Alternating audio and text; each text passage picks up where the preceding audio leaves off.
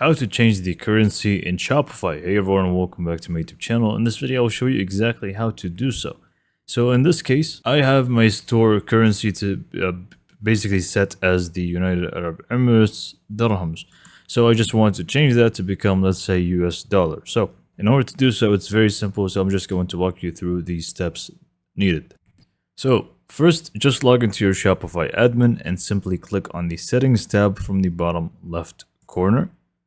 Next up, from the general tab, you don't want to change anything here. Just scroll down a little bit and you should be able to find the store defaults section.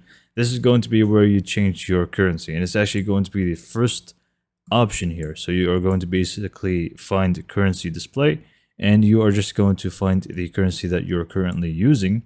And all you need to do to change it is click on the three dots right next to it, click on change store currency, and you simply just want to pick the other currency that you actually want to apply.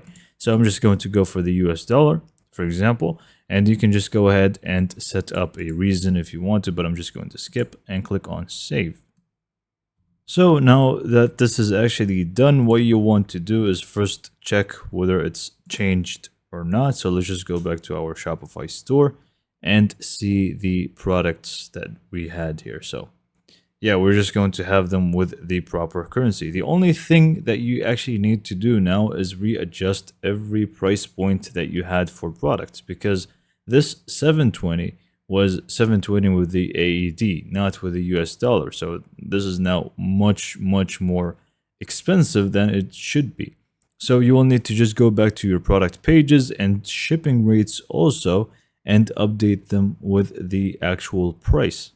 So what you can do is just go to the products tab and you can just go ahead and click on any of them, like this one, for example. Scroll down and just adjust this to become within the US dollar format, basically. And some things are not going to update right away, but that's fine. Now consider it to be with the new currency and set the new price.